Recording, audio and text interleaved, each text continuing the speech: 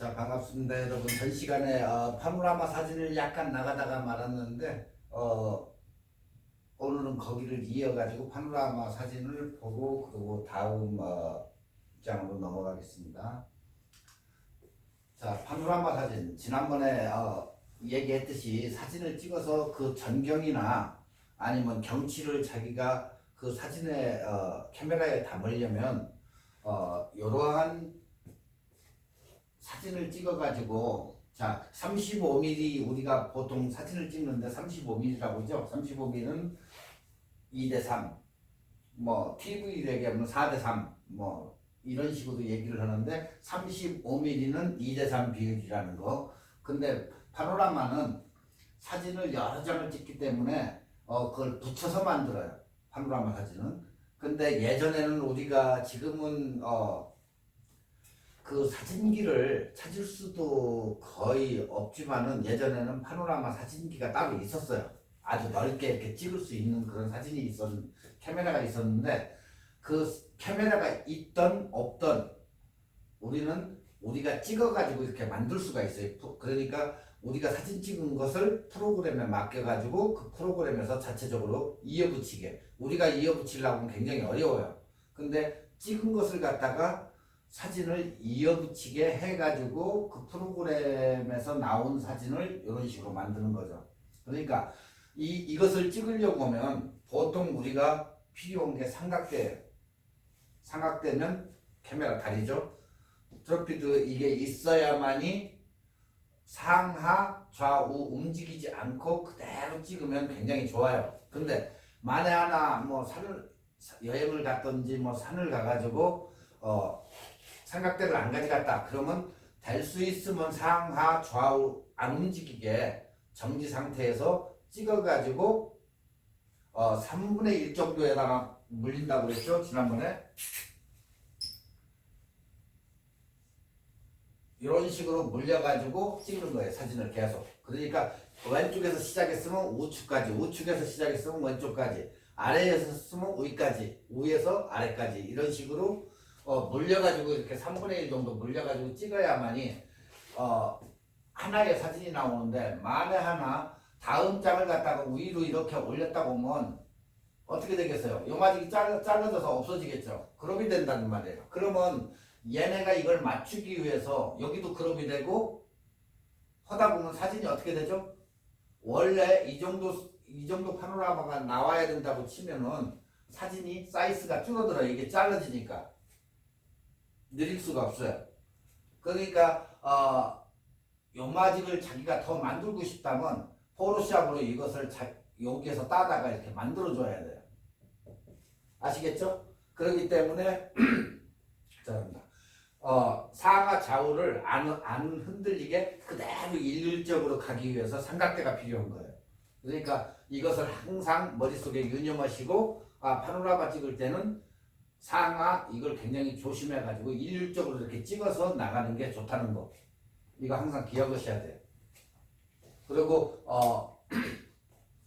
일단 이것을 찍어보면 야외 요즘은 특히 야외에서 이제 결혼식도 많이 하고 할 때에 앞에서 찍다가 나가가지고 하객들 이렇게 앉은 거 뭐 해가지고 뭐 특히 골프장이나 이런 데서 결혼식 할 때 굉장히 좋아요. 찍어가지고 크게 사진을 뽑아서 선물을 한다든가 할 때 굉장히 좋기 때문에 좋고, 그 다음에는 이렇게 실이 이렇게 물에 비친다든가 이런 사진들. 그래서 저도 지난 시간에도 얘기했지만 저도 굉장히 많이 찍는 게 파노라마 사진인데 이런 식으로 찍어가지고 사진을 소장을 하면 굉장히 좋아요. 집에다 자기가 찍은 사진을 붙여놓는다든가 해가지고 파노라마 사진을 이렇게 찍는다는 거 아시겠죠? 그리고 이제 리딩 라인이라는 것은, 리딩 라인은 교차되는 그 지점이 가운데가 소실점이 형성이 돼요. 이렇게 소실점이 형성이 되는 것을 우리가 리딩 라인이라고 그래요. 그러니까 뭐가 그러죠? 도로가 만나는 부분, 그걸 X자로 해보면 그게 소실점이 되는 건데 그걸 우리가 리딩 라인이라고 불러요. 그러니까 한 점에서 다른 한 점으로 시선을 이끄는 그 라인을 우리가 리딩 라인이라고 한다. 이 리딩 라인은 한 곳에 모이면 어떻게 되죠? 소실점이 형성되죠. 리딩 라인이 이렇게 이런 식으로 하면 이 중간이 소실점이 형성이 된다는 거예요. 그러니까 보는 사람, 우리가 이렇게 사진을 찍어 놓으면 보는 사람으로부터 자연스럽게 눈을 거기로 소실점으로 끌어당겨요. 그러니까 우리가 사진 이렇게 보면은 소실점으로 항상 눈이 가게 돼 있다는 거. 그러니까 보여주고 싶은 대상이나 주제를 거기다 대고 딱 사진을 찍으면 된다는 거.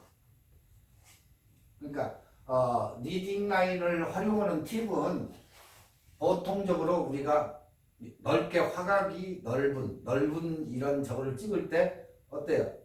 관광 렌즈를 많이 쓰죠. 톡 볼록하게 나온 그런 렌즈를 쓰는데 관광 렌즈를 사용할 때는 소실점이 굉장히 어떻게 해요? 가파르게 형성되니까 굉장히 역동적이겠죠. 예, 일반 평균화된 렌즈보다 굉장히 가파르기 때문에 사진 자체가 우리가 이렇게 쳐다볼 때에는 굉장히 역동적이고 이래요. 그러니까 그 역동적인 분위기를 촬영하기 위해서는 항상 관광 렌즈를 껴가지고 이렇게 촬영을 하면 소실점이 형성이 잘 되기 때문에 눈에 확 들어오는 그런 사진을 많이 찍는다는 거. 그러니까 우리가 특히 꽃이나 이런 것을 찍을 때 굉장히 좋아요. 굉장히 유용하다고 볼 수가 있죠. 이 관광 렌즈가. 그러니까 여러분도 관광 렌즈를 가지고 계시면은 찍어도 돼요. 그렇게. 보통 우리가 이제 나이콘의 대표적인 관광 렌즈는 14에서 24mm 렌즈로 해서 많이 촬영을 해요. 이게 지금 관광 렌즈로 찍었는데 굉장히 넓은 사진이에요, 이게. 근데 내가 줄여놔가지고 이렇게 적은데 지금 여기도 X자로 이렇게 해보면 뭐예요? 소실점이 형성이 되죠? 이 주제가, 피사체가 주제가 되는 사람이 걸어가고 있는 그런 장면인데 여기에서도 소실점이 형성되니까 눈이 어디로 가요? 가운데로 집중이 된다는 거예요. 이렇게. 지금 여기서도 이 큰 사진이 지금 14에 23mm로 찍었는데 여기서도 소실점이 피사체의 주제에 직접적으로 이렇게 눈이 가는 거죠. 아시겠죠? 리딩 라인. 자, 여기서 이제 보시면 우리가 이제 사진을 찍고 경치라든가 뭐 해 뜨는 장면, 해 지는 장면을 찍을 때 보통 우리가 찍으면 사진이 이렇게 나와요. 여기서도 보시면 이제 그 다음에는 리딩 라인보다도 컨트라스트인데 밝고 명암의 빛이죠. 컨트라스트도 밝음과 어둠의 대비를 그걸 잘 해가지고 찍어야지 그런 게 없으면 사진이 밋밋해져요. 근데 여기에서 원 기본이 되는 황금 비율로 찍은 거예요. 이것도 황금 비율 플러스 리딩 라인인 거예요. 그러니까 항상 사진은 기초가 되는 게 황금 분할이라겠죠. 이렇게 황금 분할.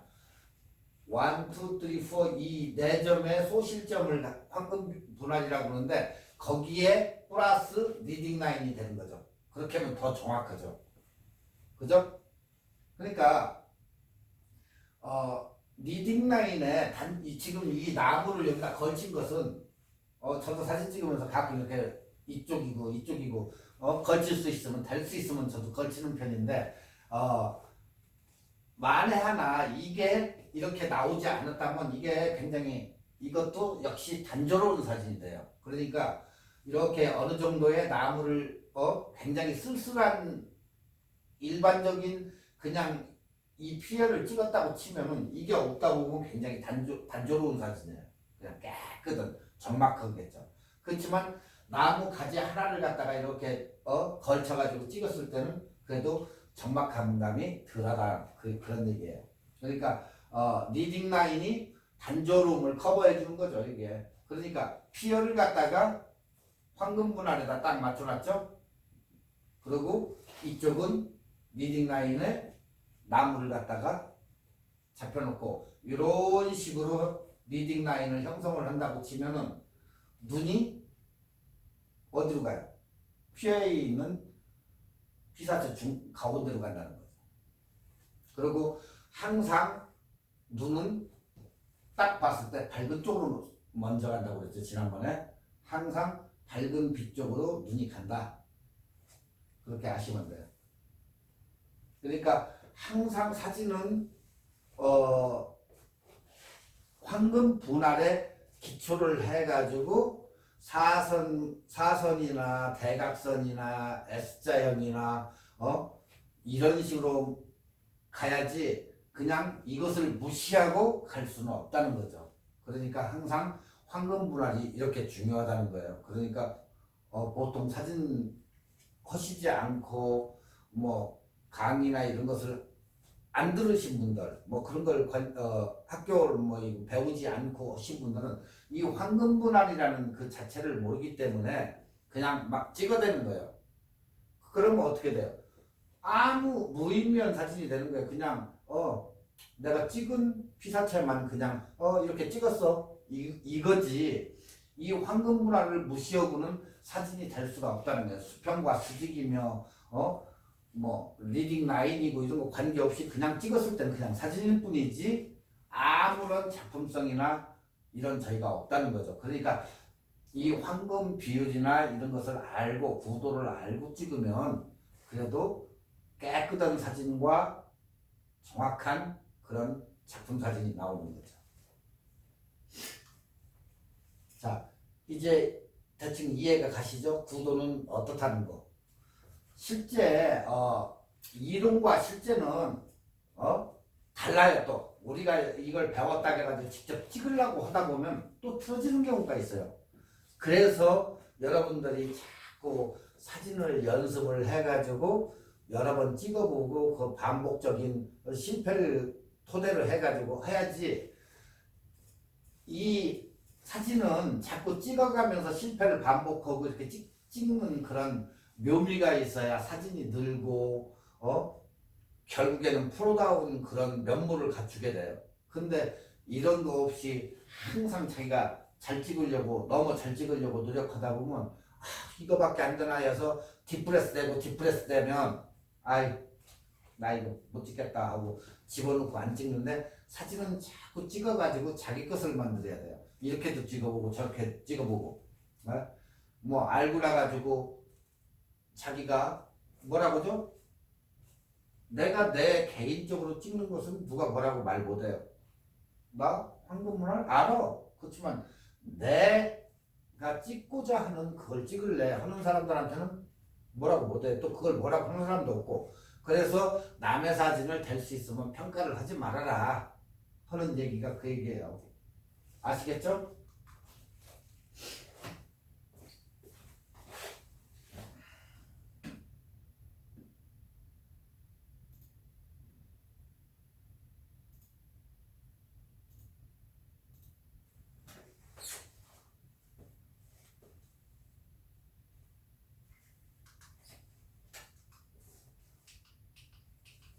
자, 이제 사진의 예제와 찍는 방법 11가지에 대해서 이제 얘기를 하는데 여기에서도 뭐가 나오죠?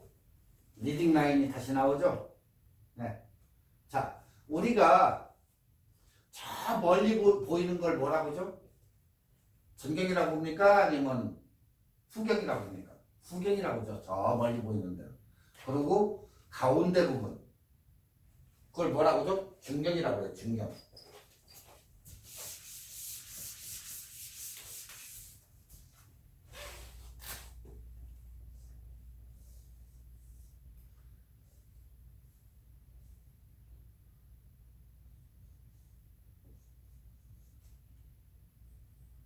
이렇게 사진이 있다 보면 사진을 우리가 저쪽 먼 쪽을 여기를 갖다가 후경이라고 불러요. 후경.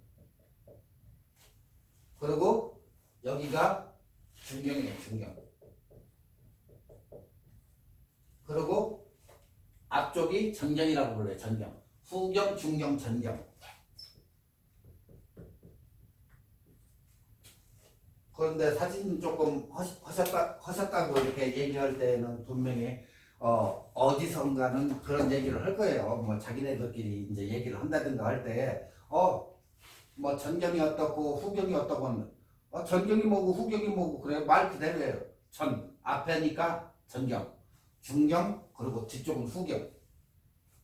그것을 이런 식으로 용어가 전, 중, 후경으로 이렇게 불린다는 거. 자, 11가지 이제 적었는데 여기에서도 역시 똑같이 지금까지 누누이 배웠던 황금 분할이 여기서 또 나와요. 그러니까 황금 분할은 뛸 수가 없어요, 사진하고는. 왜? 최고의 기본이기 때문에. 그러니까 역시 여기도 3분할법을 활용하자. 네, 지금 3분할 정확하게 맞췄죠? 이 수평. 이게 굉장히 중요해요. 그러니까. 자, 저쪽 후경이나 중경이나 전경이나 이렇게 보면 저쪽 후경 쪽에 사선이 쫙 여기고 맞잖아요. 네. 우리가 결국에 수평하고 수직을 잡기 위해서 그리드 라인, 격자 라인을 켜가지고 찍는 이유가 여기에 있어요. 왜? 이렇게 찍으니까 어때요? 사진이 굉장히 깨끗하게 보인다는 거예요. 만약에 그리드 라인이 뭐 위쪽에서 이렇게 됐다고 치면 어때요? 사진이 경사라지겠죠. 그러면 가서 교정을 하면 또 크롭 해야죠. 잘려나가잖아요. 사진이 딱 이렇게 정확하게 찍었으면 크롭을 시킬 이유가 없어요. 잘라낼 필요가 없어요. 근데 조금 삐뚤어지면 그걸 바로 잡으려고 하다 보면 사진이 잘려나간다는 거죠.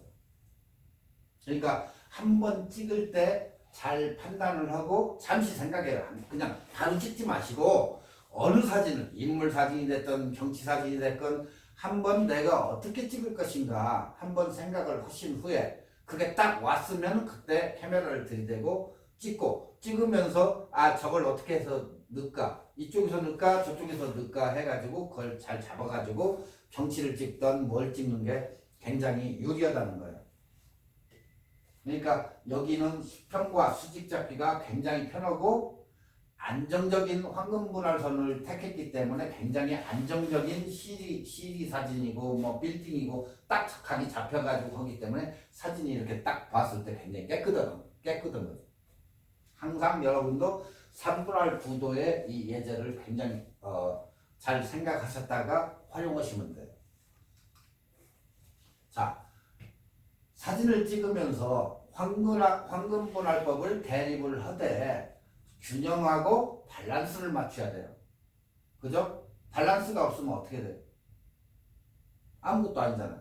그러니까 균형과 자기가 늘려고 하는 지금 이 사람은 꽃과 뒤에 이거 돌아가는 그 궤도 그 돌아가는 거 있죠? 그건데 지금 꽃을 갖다가 앞에다 두고 뒤쪽 배경을 갖다가 그걸 궤도차를 집어넣는데 사진을 찍을 때는 공백, 여백을 이렇게 요것만 찍지 말고 여백의 공간을 활용을 해가지고 사진이 꽉 찬 느낌이 들게. 그러니까 뭐 우리가 아까처럼 바다에 나가가지고 찍을 때는 꽉 찬 느낌이 들겠어요, 안 들겠어요? 절대 들 수가 없어요. 왜? 아무것도 없기 때문에. 그렇지만 거기에서는 뭐예요? 배가 한 척이 지나간다든가, 갈매기가 막 날라가지고, 어디에 앉았다든가, 바위 위에 앉았다든가 하면 그쪽을 약간 집어넣어가지고 3분할법 꼭지에다 맞춰가지고 찍으면 그건 가능해요. 그렇지만 땅 그 이외의 것은 바다에서는 아무것도 없기 때문에 어때요? 넣기가 어려워요. 그렇지만 일반적인 우리가 경치나 이런 데에는 그게 가능하기 때문에 꽉 찬 이미지를 이렇게 이것저것 넣어가지고 가에도 이렇게 넣고 해가지고 컬러나 패턴이나 이런 것을 채워주는 거예요. 그러면 사진이 굉장히 꽉 찬 느낌이 되죠. 자, 여기에서도 지금 똑같은 사진인데 이쪽에 벚꽃과 지금 이 궤도 돌아가는 이 저거를 갖다가 이게 없다고 생각을 해봐요. 굉장히 단조롭겠죠. 나무도 안 들어가고 없다고 치면. 그래서 공간 활용으로 해가지고 꽉 찬 느낌이 되게 사진을 넣어가지고 이렇게 만들어라 그 얘기예요. 그러니까 훨씬 좋게 보이잖아. 자, 여기서도 이제 다시 아까 얘기했던 리딩 라인이 여기서도 또 나오는데, 리딩 라인은 이쪽 라인과 이쪽 라인하고 피사체가 중간에 있어, 꼭 소실점이라고 그랬죠? 방금 전에 소실점이 이렇게 만나는 지점, 이렇게 만나는 지점. 그러면 지금 여러분이 여기에도 보시기에 어떻게 돼요? 피사체가 굉장히 돋보이죠. 네. 피사체만 딱 보이는 거예요, 이건. 더군다나 여기는 지금 뒤쪽에 선명한 그런 사진이 아니고 조리개를 오픈을 시켜가지고 어떻게 됐어요? 아웃포커싱이 됐기 때문에 더더욱이 피사체밖에 안 보이는 거예요. 정확한 사진이죠. 피사체만 돋보이게. 그러니까 사진 작가가 사진을 찍을 때 피사체를 돋보이게 그 사람을 위해 가지고 찍는 거니까 피사체를 될 수 있으면 돋보이게 찍어주는 게 최고의 사진작가다 이렇게 생각하시면 돼요. 결혼 사진을 찍던 무슨 사진을 찍던 그 피사체를 더욱더 돋보이게. 지금 이런 사진 같은 경우는 어때요? 거의다가 피사체를 중심으로 찍은 거예요. 이게 소실점이 되잖아요. 이렇게 리딩 라인으로 해가지고 이 피사체를 굉장히 돋보이게 찍은 거예요. 그러니까 시선을 한 점에서 다른 한 점으로 이끄는 거예요. 그러니까 딱 사진 쳐다보면 눈이 어디로 가요? 이런 데를 안 가잖아요. 여기서 딱 가지. 그래서 리딩 라인을 활용하는 게 굉장히 좋다는 거예요. 한 점으로 눈을 이끌으니까. 그러니까 항상 여러분도 이런 식으로 해가지고 피사체가 강조된 사진을 찍으면 좋다는 거예요. 여기도 지금 똑같이 리딩 라인이 형성이 되니까 이 사람이 강조가 되는 거죠. 여기도 똑같고요. 지금 소실점이 여기에 형성된 거예요. 기차 라인과 이쪽 뚝 라인을 타고 이 사람 목에서부터 이런 식으로 해서 리딩 라인이 형성되기 때문에 이 사람이 굉장히 강조되는 거죠. 그리고 옆쪽은 부재가 되어버리는 거예요. 여기에서도 이제 나이타임에 찍은 사진인데, 야경 사진인데, 여기서도 소실점이 이렇게 형성이 되죠. 그러다 보니까 이 라인으로 이런 식으로 해가지고 소실점이 형성이 되니까 딱 쳐다보면 어디로 가요? 가운데로 가겠죠? 똑같아요. 리딩 라인으로 이런 방식으로 해가지고 여러분도 사진을 찍어가지고 뭐 다리를 찍는다든가 뭐 해가지고 이런 방식으로 해서 리딩 라인을 대립해가지고 찍는다는 것을 염두에 두시면 됩니다. 자, 이제 좌우의 대칭 활용이에요. 좌우. 지금 여기는 좌우의 대칭이 정확하게 맞아 있어요. 보면. 그죠? 반을 나눴을 때 좌우 대칭이 정확하다는 얘기죠. 여기도 나눴을 때 좌우가 정확하고. 그러니까 반드시 서서 찍어야 되겠지. 옆쪽으로 가가지고 찍으면 한쪽이 쏠림 현상이 일어나기 때문에 정확하게 가운데에서 좌우의 대칭을 활용해서 찍는 거예요. 이게. 지금 여기 같은 경우도 2분의 1로 해서 좌우 대칭을 딱 나눠진 거예요. 그러니까 사진이 굉장히 깨끗하게 보이죠. 사람만 탁 나오잖아요. 이런 식으로 해서 좌우 대칭을, 자, 아까 첫 번째가 뭐였었죠? 3분할법을 이용하고 그 다음에 리딩 라인을 활용하고 3번 뭐예요? 3번 리딩 라인, 그리고 두 번째 균형하고 밸런스를 맞추고, 이러면은 사진 최고 잘 찍는 거예요. 그래서 11가지의 그 법칙을 알려드리는 거예요. 지금 자, 리딩 라인, 균형과 밸런스, 그 다음에 좌우 대칭 활용. 벌써 4개 배운 거예요. 좌우 대칭 사진을 이렇게 활용을 하니까 어때요? 사진 굉장히 깨끗하죠? 네? 리딩 라인도 되고 좌우 대칭도 딱 맞고 굉장히 좋잖아요. 사진이 깨끗하고. 여러분도 이렇게 할 수가 있으니까 이것을 어떻게 이런 식으로 찍는구나 하는 것을 빨리 판단을 해가지고 이런 방식으로 찍으면 여러분도 굉장히 깨끗한 사진을 얻을 수가 있어요. 자, 다음에는 패턴. 패턴인데 패턴은 뭐예요? 우리가 뭐 여성분들은 많이 그걸 알겠지만 패턴은 시각적이나 미학적으로 보는 사람으로 하여금 굉장히 즐거움을 주죠. 그래서 즐거움보다도 아름다움을 주죠. 아름다움. 자, 여기에 이렇게 보드블록이 이렇게 멋있게 깔려 있잖아요. 이런 패턴. 의자가 지속적으로 이렇게 있는 패턴. 이런 패턴을 이용을 하는 거예요. 꽃 같은 거. 이렇게 계속해서 있는 이런 참쌀 같은 거. 이런 패턴을 이용하면 아름다움을 더 부각시켜 주는 거죠. 그래서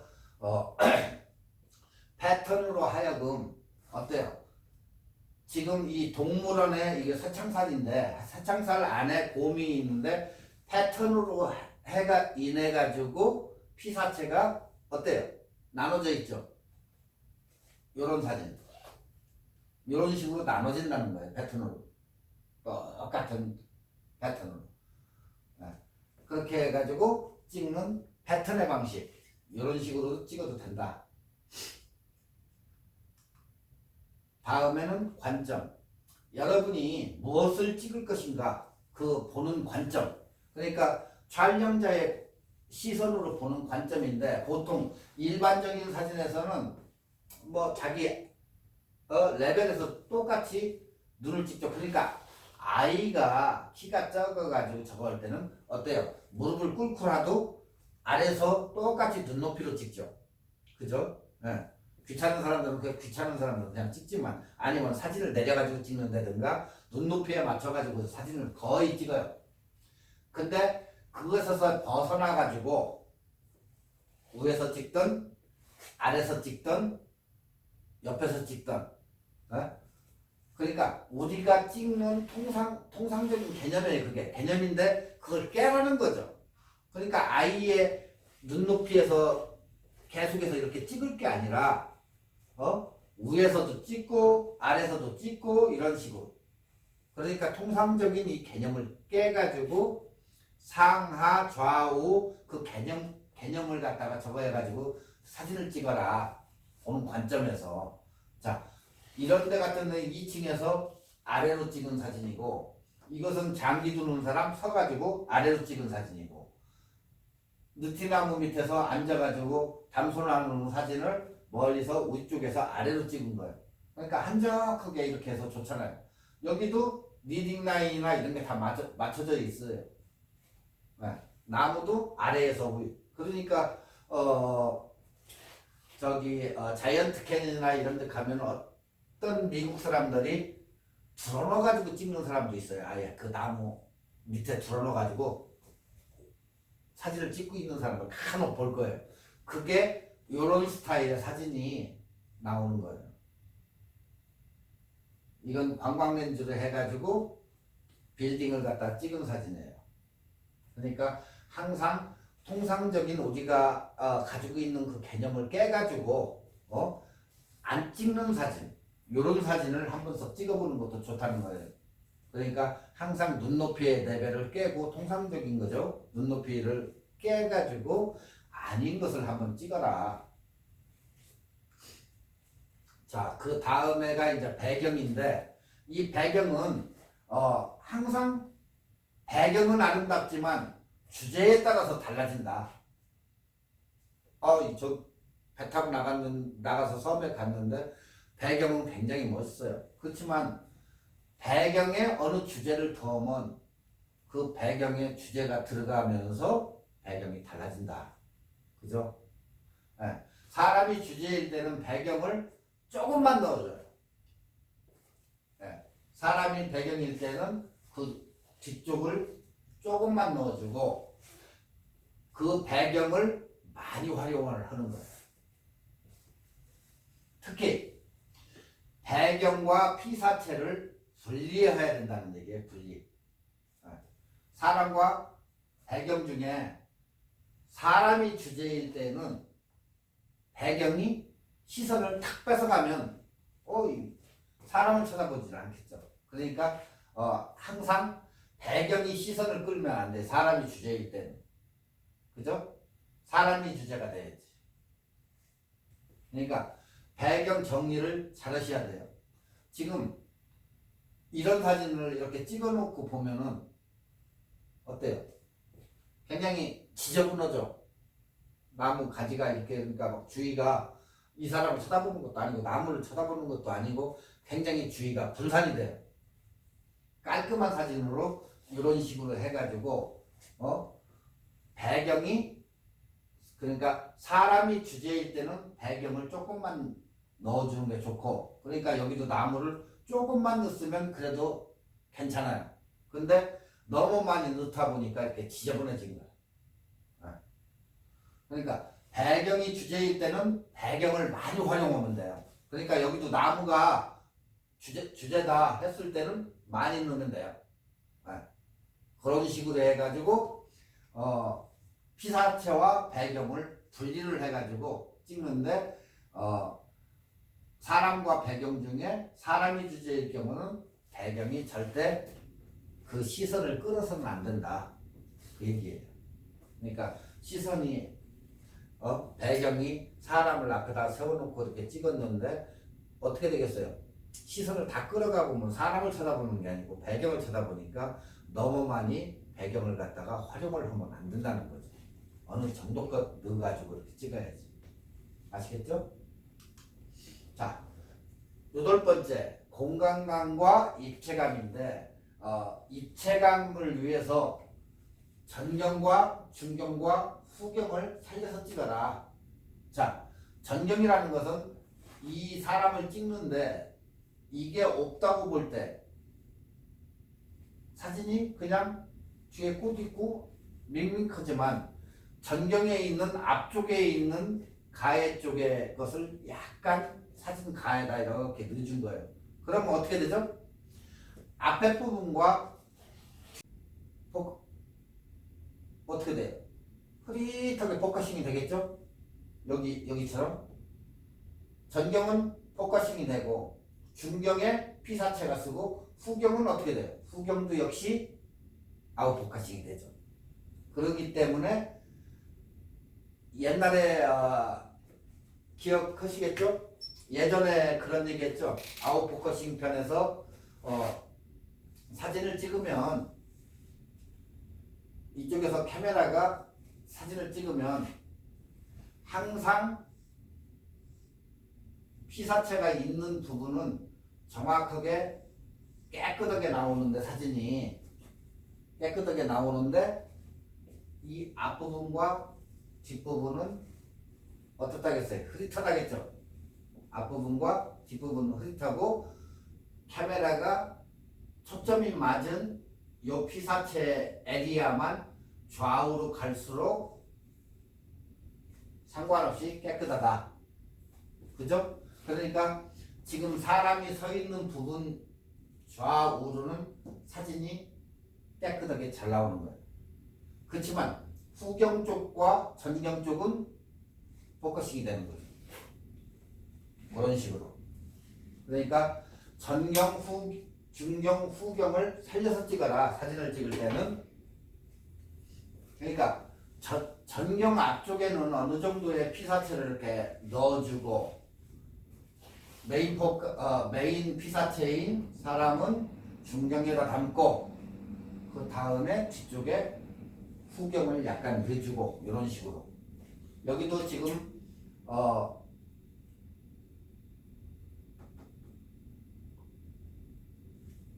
경치를 찍은 사진인데 이 경치도 전경, 중경, 후경 이렇게 나눠가지고 찍은 거예요. 어느 사진이고 뭐 거의 그렇게 찍는데 여러분이 그냥 모르고 찍었어도 전경, 중경, 후경은 있어요. 다 있는데 왜 이렇게 찍느냐? 입체감 때문에 그래요. 이렇게 찍어야 입체감이 있는 거예요. 흐릿하고 제대로 나오고 흐릿하고 이런 식으로 입체감을 줘가면서 찍는 게 8번 공간감과 입체감이다. 그것을 사진에다가 대입해가지고 찍자. 그래서 8번 공간감 입체감이에요. 자, 9번은 프레이밍이에요. 프레이밍. 사진을 찍을 때는 우리는 수평과 수직을 대충 맞춰서 찍죠. 뭐 보통. 근데 이게 약간씩은 삐뚤어지고 하는데 그래도 맞춰서는 찍어요. 어느 정도는 사람들이 딱 찍는 거 보면. 근데 예외로 대각선을 찍을 때, 대각선이라고 하면 요거죠. 대각선 구도는 운동감이나 불안감을 조성하죠. 그죠? 대각선. 될 수 있으면 어떻게 해요? 안 찍는 게 좋겠죠. 지금 여기도 뭐 그렇다고 찍을 걸 안 찍는다고 하면 안 되고, 지금도 여기도 지금 대각선 구도인데 어때요? 불안정하잖아요. 사진 수평이 딱 돼 있는 게 아니니까. 그죠? 그러면 수평으로 찍으려고 했으면 이쪽에서 찍는 것보다 저쪽으로 가서 찍으면 아무래도 수평이 되겠죠. 그죠? 그렇게 하면 안정적이 되는데, 이 대각선 구도는 어떻게 불안감을 조성을 해요. 일단은. 그렇기 때문에 항상 조심을 하셔야 돼요. 프레이밍을 잘 생각을 하시라는 거예요. 그러니까 지금 여기는 좋은 사진의 예라 해가지고 차를 갖다 찍었는데, 뭐 호수, 평온한 산 등 수평이 맞지 않으면 부적합한 사진이 돼요. 일단은 어느 사진이고. 아시겠죠? 프레이밍. 자, 지금 이런 사진 같은 경우는 프레이밍 안에 또 다른 프레임을 넣어가지고 찍은 거야. 그러니까 뭐 2중, 3중 이렇게 프레임을 넣어가지고 찍을 수 있는 거죠. 프레임을. 자, 지금 바깥에 라운드가 하나 이렇게 돌아가 있어요. 근데 그 속에 피사체가 앉아 있죠. 근데 그 뒤에 또 하나가 있죠. 그러니까 2중, 3중으로 해가지고 쫙쫙쫙쫙 넣어가지고 찍을 수 있어요. 그러니까 근경 쪽에 아웃포커싱 되고 피사체가 있고, 그 뒤에 후경 쪽에 다시 뭐가 있어요? 또 프레임이 또 들어가 있다는 거예요. 그러니까 2중, 3중으로 해가지고 프레임을 넣어가지고 찍는 것도 멋있다. 이런 식으로 아웃포커싱이 되면서 그 컬러가 나오니까 입체도 되고 이런 식으로 되죠. 자, 그 다음에는 이제 크롭인데, 이 크롭은 깊숙이 들어가 찍는 것을 얘기해요. 굉장히 딥하게. 그러니까 피사체의 주제나 흥미로운 걸 찍는 거죠. 자, 그러려고 하면 가까이 다가가야 되겠죠? 가까이 다가가서 이런 식으로 찍으면 그 궤적과 이런 게 많이 잘 나타나기 때문에, 여기도 아웃포커싱 처리가 되면서 이런 사진이 나온다는 거죠. 뭐 동전을 그렇게 해서 찍는다든가 해가지고 음식, 빵 같은 거 이렇게 딱 찍으면 어때요? 그냥 밋밋하게 아웃포커싱이나 뭐 이런 없이 펫포커싱 같은 걸 찍으면 밋밋하겠죠. 그렇지만 가까이 가니까 아웃포커싱 딱 되면서 더 돋보이게 이런 식으로 찍어주는 거예요. 그러면 사람들이 보는 사람으로 하여금 흥미를 유발시켜요. 이렇게 보면 이거 맛있겠다 이런 느낌이 들잖아요. 근데 그냥 멀리서 찍어가지고 밍밍하게 찍어놓으면 사진으로서 아무 의미가 없는 거예요. 그냥 그건 그림이지 그냥. 그렇지만 가까이 다가가가지고 이런 식으로 해가지고 어느 정도 확대를 시켜가면서 그래프 시키니까 어때요? 훨씬 먹음직스럽게 보이잖아요. 자, 11은 이제 창의적인 구도인데 창의적인 구도라는 것은 자기가 찍고자 하는 거 창의적으로 찍으라는 거예요. 그러니까 예전에 얘기했듯이 규칙이나 구도나 내가 알고 찍으면 그 문제가 안 돼요. 모르는 사람이 지금 요거는 얻어먹어도. 그러니까 여러분은 지금까지 공부를 해왔기 때문에 알잖아요. 구도에 대해서는 어느 정도 다 아는데 알기 때문에 약간씩은 무시해가면서 창의적인 구도로 찍어도 무방하다. 그러니까 자꾸 지금 이건 사선 구도로 해서 이렇게 찍었는데 이런 식으로 해가지고 여러분도 자꾸 사진을 찍어보고 해가지고 사진이 늘어야지 그냥 나 공부했으니까 뭐 됐어 잘 찍을 수 있어 그거 아니에요. 왜 그냥 이론과 실제는 달라요. 직접 나가서 찍으려고.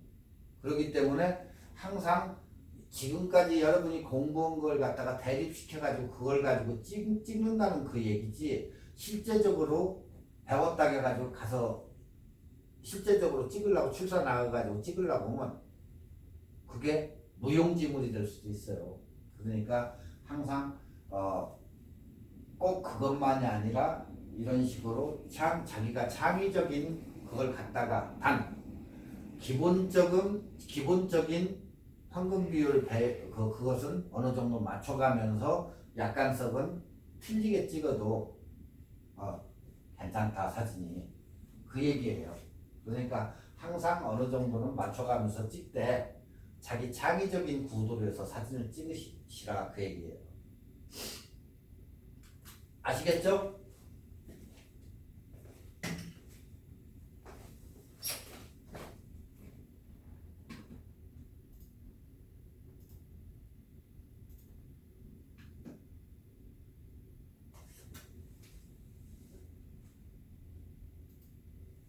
자, 이제 풍경사진에 대해서인데, 풍경사진은,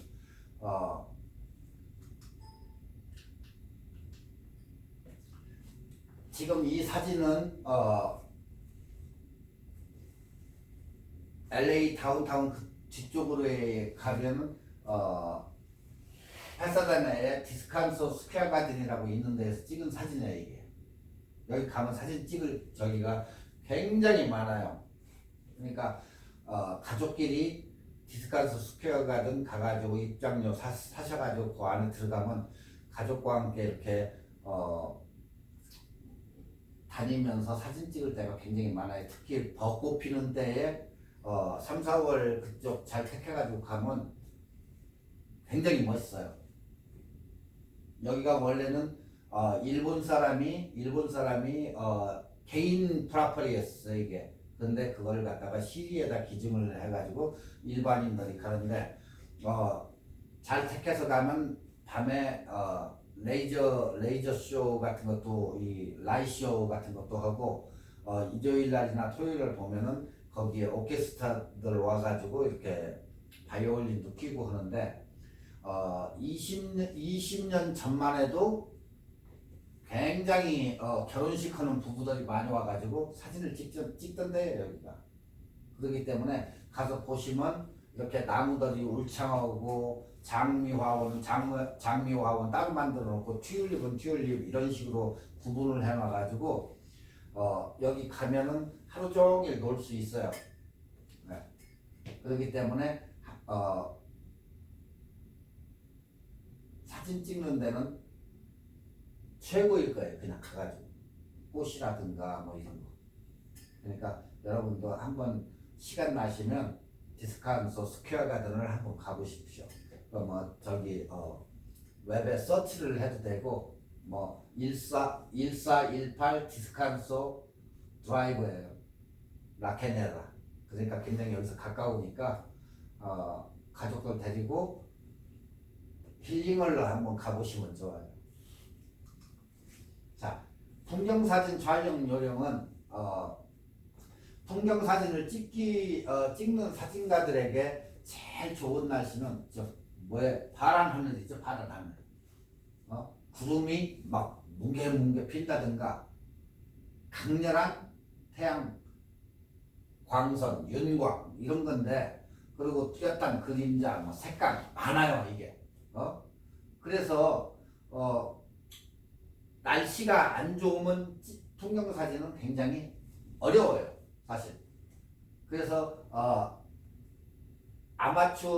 아마추어인 사람들은 풍경 사진을 찍기가 사실 날씨 때문에 어려워요. 그래서 좋은 날씨를 택해 가지고 가면 그래도 굉장히 많은 도움이 되는데, 아마추어 사진작가들에게는 불가능한 사진을 찍을 수 없다. 다만 피사체에 집중하고 분석해서 그 주제가 무엇인지, 광선 상태는 어떤지, 구도는 뭘로 찍을 것인지 이걸 다 적어야 해야 되는데, 처음 초보자들은 그게 안 와요. 그냥 가가지고 얘기하고 야 여기서 찍자 해가지고 찍는 그런 저거지. 뭐 우리가 what, when, how, 언제, 어디서, 어떻게 찍을 것인지 이건 관심이 없는 거예요. 그렇기 때문에 항상 촬영을 할 때 어떻게 찍을 것인지, 무엇을 찍을 것인지 이것을 항상 우리가 하나하나 그 포인트를 해가지고 생각을 한번 해봐야 돼요.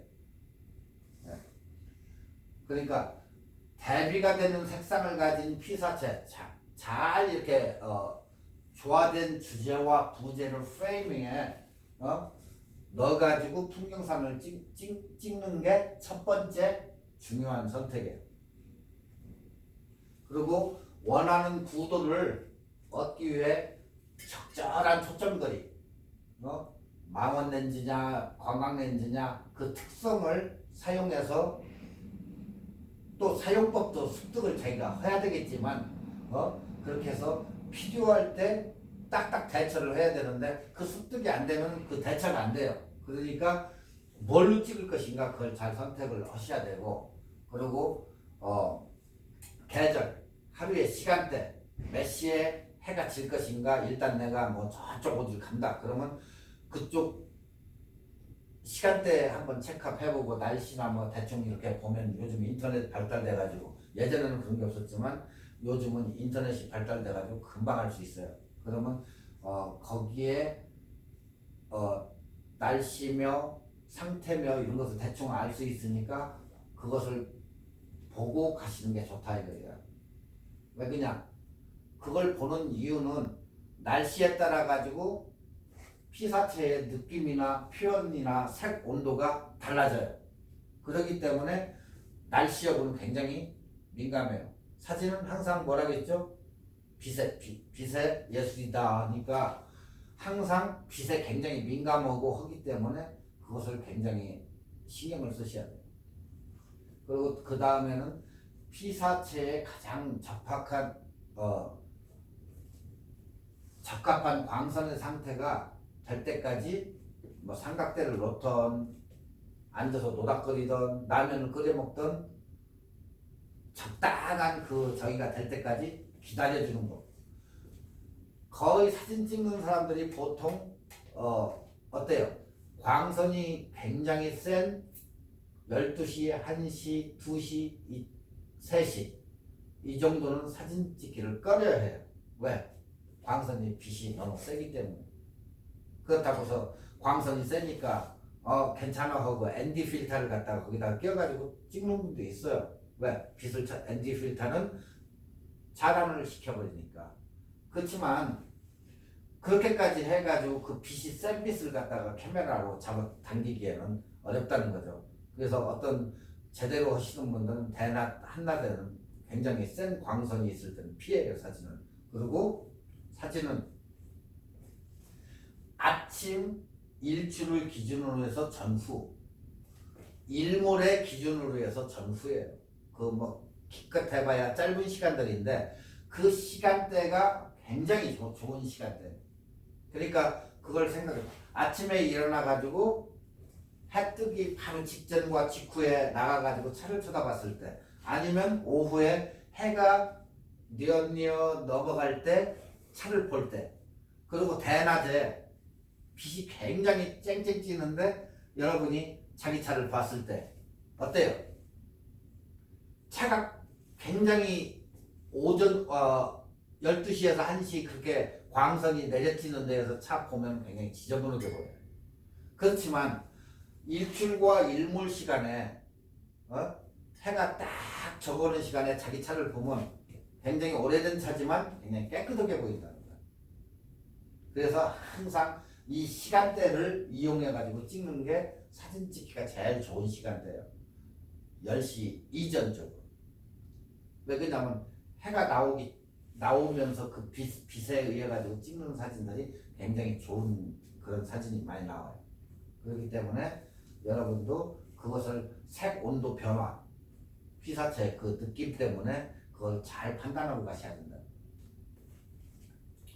그러니까 항상 사진 찍으러 가면 피사체에 굉장히 적합한 온도나 광선의 상태를 되기까지 앉아서 기다리는 거예요. 그러니까 어떤 사람들은 그 시간 거기서 라면 끓여 먹고 소주 한 잔 썩 하면서 그러고 얘기하면서 기다리는 이유가 그 사진을 한 장 찍으려고 가는 거예요.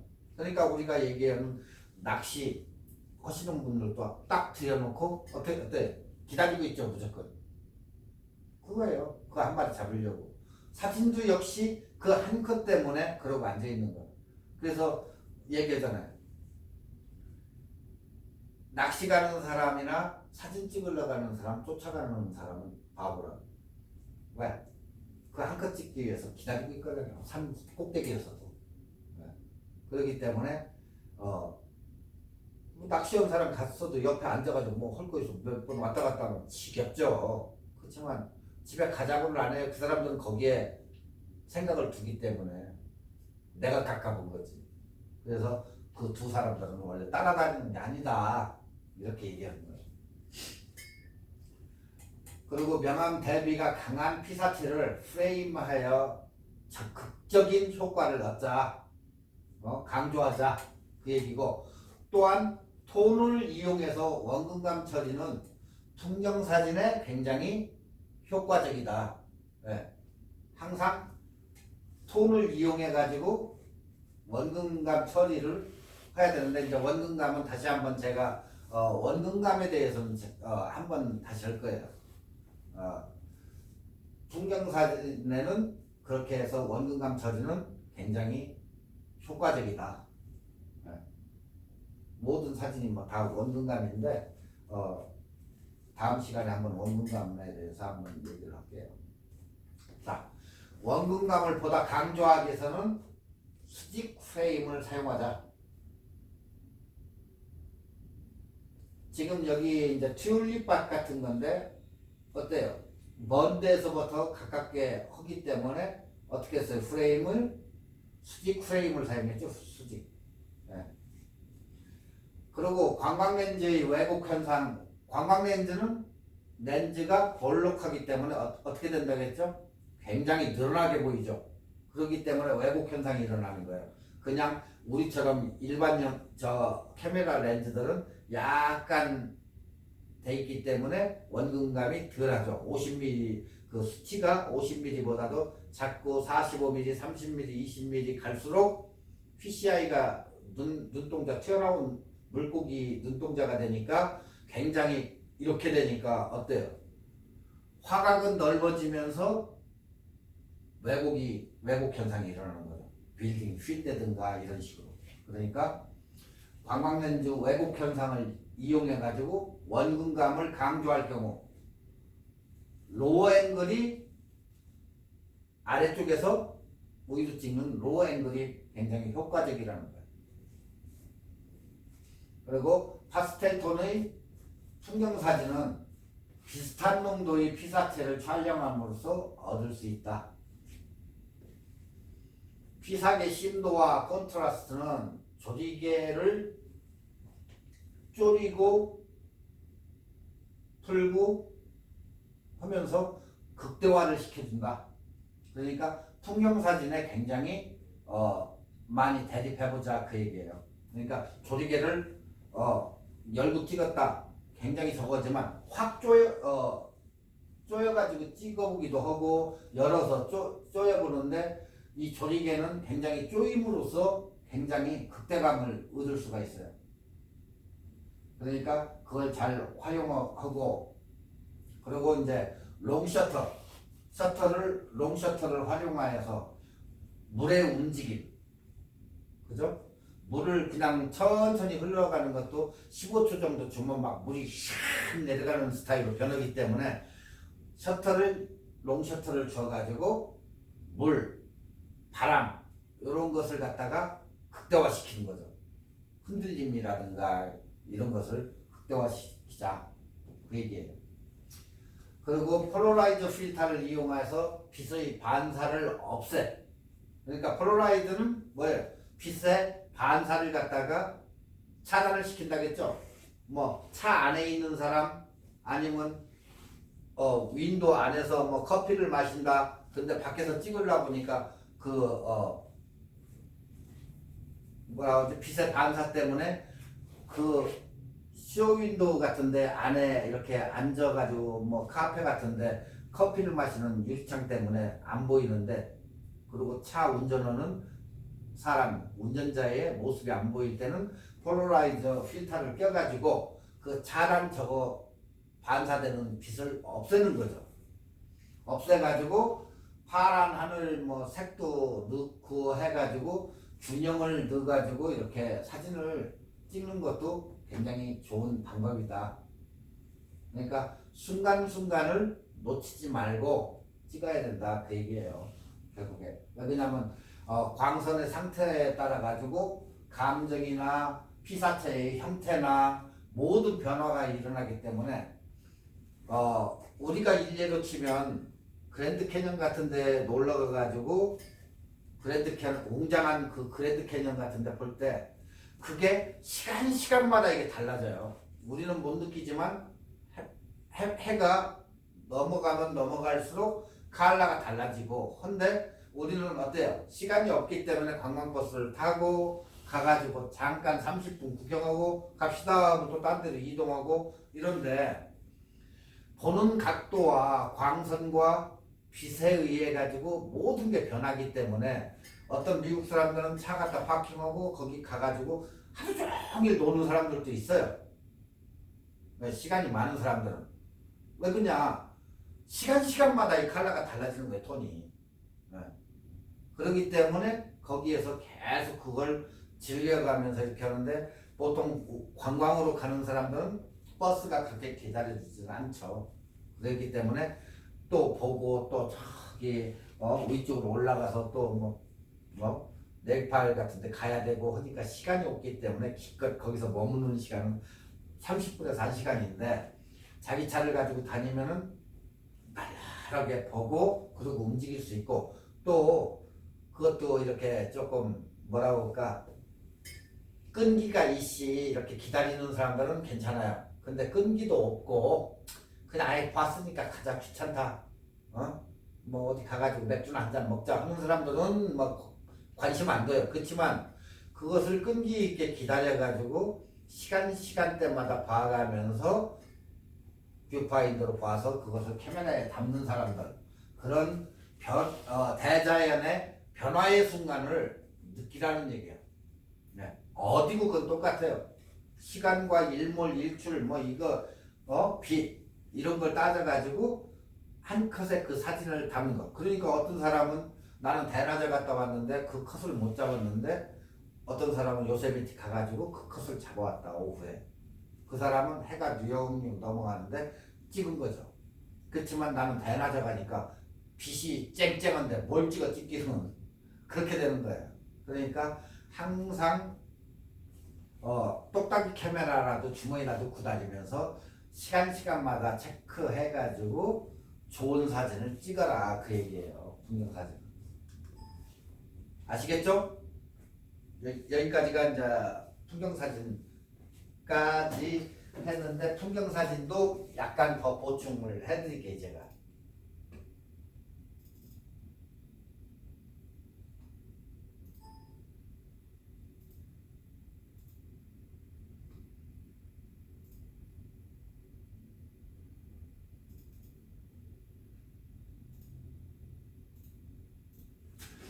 자, 이제 상황별 셔터 스피드인데 뭐가 베스트 셔터 스피드냐 이제 그 얘기인데 시간이 지금 거의 다 됐는데 조금만 설명하고 다음 시간에 할게요. 이건 상황별 셔터 스피드.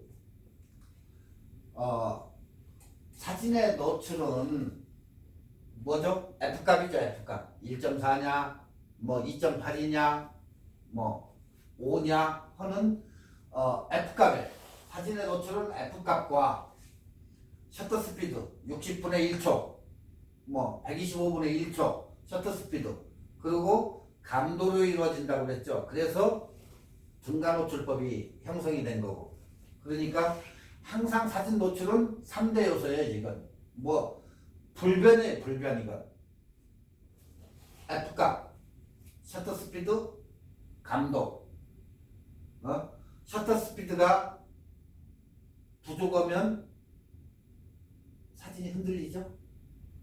그렇기 때문에 감도를 올려가지고 셔터 스피드 값을 올려준다.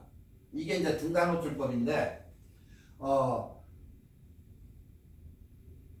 1.4에서 60분의 1초 ISO 200 이게 사진의 노출 기본이에요. 기본.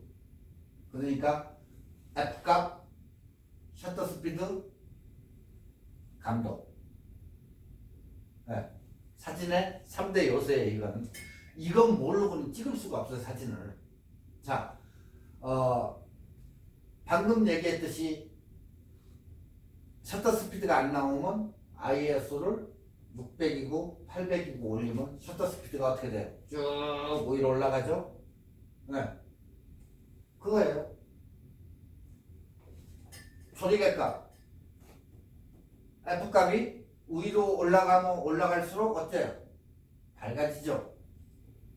내려가면 내려갈수록 어두워지고 이게 기본이라고 해요. 기본. 자, 여기서 셔터 스피드 값은 60분의 1초이기 때문에 1초보다 어때요? 빠르게 찍는 거예요. 빠르게. 60분의 1초니까 1초보다 엄청 빠른 거죠. 근데 125분의 1초다. 그러면 엄청 더 빠른 거죠. 2000분의 1초다 하면 굉장히 더 빠른 거고. 그 얘기예요, 이게. 이 표기는 어떤 기계식 카메라는 60으로 표기가 되어 있는 카메라가 있어요. 옛날 것은. 그냥 60이야, 60. 60분의 1초가 없어요. 그냥 60. 그러니까 어떤 사람들은 착각해요. 60분의 1초인데, 60초 찍는다고? 이런 사람이 있었어요, 옛날에. 그게 60분의 1초였어요. 60분의 1초. 60이라고 표기는 했지만, 그게 60. 기계식 카메라 옛날에는 60이라고 60분의 1초를 표기하는 게 있다. 여러분 다이아리나 뭐 이런 데 보면은 거의다가 셔터 스피드는 60분의 1초보다 더 빠르다. 1초는 그냥 1초고 이런 식으로 표기되는 것은 60분의 1초다. 그래 1초보다는 무지 빠른 거죠. 네. 그걸 혼동하면 안 돼요. 이게 기본이에요. 기본. 자, 일단 셔터 기본 표시를 알았으니까 이제 다음으로 넘어가는데 셔터 스피드 값은 뭐예요? 조명을 킨 상태가 아닌 셔터 스피드 값 상태예요. 조명을 키면 틀려지죠. 당연히 틀려지죠. 왜? 조명 이게 굉장히 밝아지니까. 그러니까 조명이 켜지지 않은 상태의 F값이 셔터 스피드 값이라는 거예요. 네. 조명을 키면은 달라진다. 왜? 엄청 달라지죠. 지금 현재 60분의 1초인데 형광등을 이렇게 딱 켰어. 그러면 어때요? 차이가 엄청나죠. 밝아졌으니까. 보통 우리가 일반적으로 이제 밖에서 카메라에 이 온도를 주는데 이 온도를 주는데 5200이나 5400 거기서 왔다 갔다 해요. 자, 형광등 불빛은 얼마냐? 뭐 예전에 배웠잖아요. 이 온도에 수치가 있어요. 이것도 할로겐은 몇 도, 그 칼라가 있어요. 그래서 우리가 할로겐 상태에서 얼굴을 사진을 찍으면 어때요? 빨갛게 나오죠 사진이. 텅스텐은. 네. 옛날에 조명빛들이 텅스텐이 많았어요. 백열 전구. 그래서 사진 조명이 텅스텐으로 옛날에 많이 비쳤는데 그래서 얼굴이 멀겋게 나와요. 요즘 우리가 LED 쓰면 어때요? 환하게 나오지 깨끗하게. 네, 그런 차이가 없어지는 거예요 점점. 그러니까 형광등을 켜놓고 찍을 때와 그냥 사진을 셔터 스피드 60분의 1초 할 때 굉장히 차이가 많다. 그걸 잘 이렇게 머릿속에 메모리 시켜놔야 돼요. 그러니까 지금 설명은 우리가 이제 여기서 하는 것은 조명을 안 킨 상태를 얘기하는 거예요. 노멀한 상태. 네, 카메라 그냥 자체 그 60분의 1초는 이걸 안 킨 상태를 얘기하는 거다. 근데 딱 켜놓으면 달라진다. 자 이제 오늘은 지금 여기까지만 할 건데요. 다음 시간에는 핸드블러와 모션블러에 대해서 얘기할 거예요. 그러니까 사진이 흔들리는 것은 두 가지 방식이 있는데 왜 흔들리냐? 여기는 셔터 스피드에 관계가 있어요. 자, 핸드블러 말 그대로 손이 떨리는 거죠. 손이. 그러니까 한국 얘기는 뭐라고 하죠? 너 왜 손 떨어? 수전증 있냐? 하는 그게 핸드블러예요. 손이 떨려가지고 상이 흔들리는 걸 핸드블러라고 해요. 자, 그 다음에 그 모션블러는 뭘까? 피사체가 움직이는 거. 피사체가 움직여서 사진이 떨리는 거, 움직이는 거죠. 사진을 이렇게 보면은 뒤쪽 배경 부분이 막 움직이는, 피사체는 가만히 있어요. 딱 찍었는데 잘 나왔어. 근데 뒤에 배경 왔다 갔다 하는 피사체가 움직인다든가 할 때에 그걸 갖다가 우리가 그 용어를 모션블러라고 불러요. 그러니까 핸드블러와 모션블러 이 두 가지가 존재하는데 다음 시간은 상황별 스피드 핸드블러하고 모션블러에 대해서 설명하고 그 다음에 접사 이제 꽃을 찍는 접사에 대해 가지고 이제 들어가고 그렇게 해서 수업을 하죠. 예, 오늘 수고하셨습니다. 여기까지만 하겠습니다. 감사합니다.